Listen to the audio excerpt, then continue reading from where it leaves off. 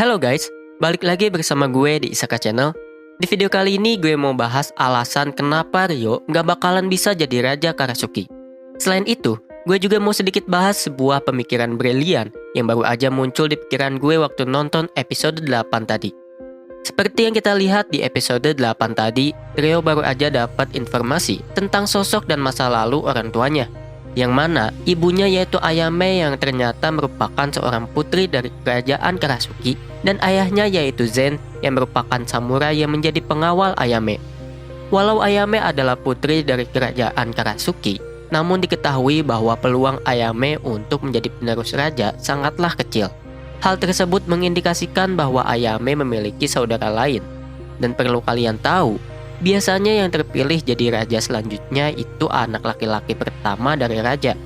Sehingga wajar saja jika kemungkinan Ayame menjadi penerus sangatlah kecil. Kecuali semuanya terbunuh kecuali Ayame. Sekarang kita masuk ke pembahasan kenapa Ryo nggak mungkin jadi Raja Karasuki. Pertama, Ayame dari awal bukanlah kandidat terkuat sebagai penerus raja. Dalam hal perebutan kekuasaan, terkadang orang yang tidak memiliki kesempatan akan melakukan dua hal. Pertama adalah menjadikan anaknya sebagai tombak untuk menggantikan dirinya. Dan yang kedua adalah membentuk suatu cabang keluarga baru. Sebenarnya bisa saja Ryo mencoba untuk memperebutkan kekuasaan atas nama ibunya. Namun hal tersebut sangat sulit dilakukan dan membutuhkan waktu yang sangat lama.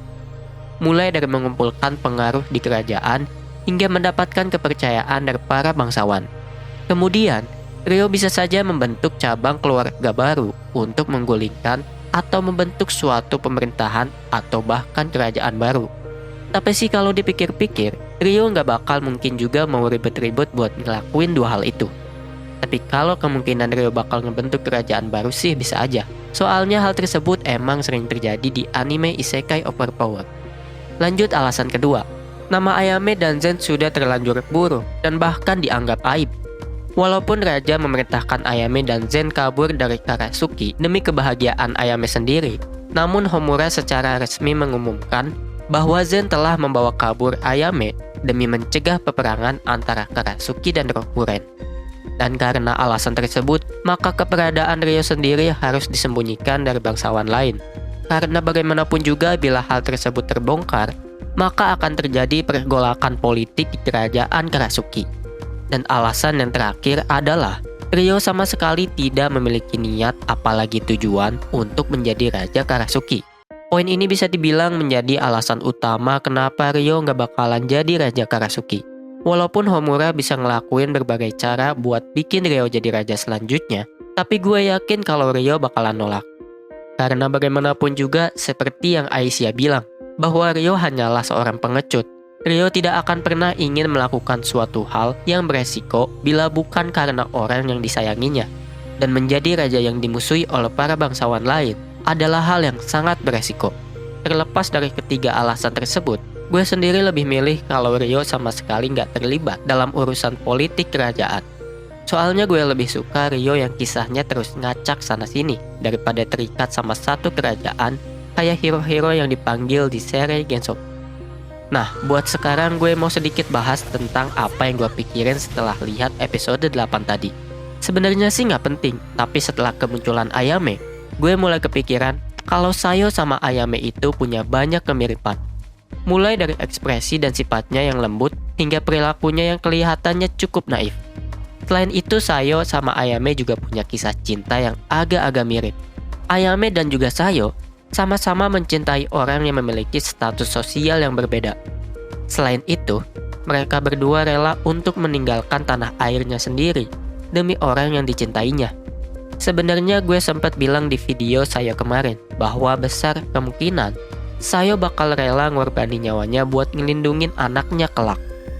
Nah, akibat banyak kemiripan antara Sayo dan Ayame, entah kenapa gue kepikiran suatu rute cerita seri Gensoki di mana heroin yang menang itu Sayo. Pertama, kita anggap aja keadaan di seluruh dunia benar-benar kacau. Sampai-sampai ke-6 hero yang dipanggil itu ngemusuhin Ryo.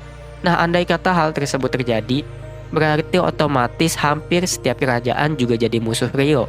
Dan di sisi lain, karena berbagai hal, Rio juga kehilangan hampir semua hal yang berharga baginya. Dalam keadaan yang semakin memburuk, yang tersisa di sisinya hanyalah Sayo. Karena tidak mungkin bertahan, Rio dan Sayo pun memilih pergi ke Karasuki yang letaknya jauh banget dari Straw. Dan singkat cerita, mereka pun tinggal bersama.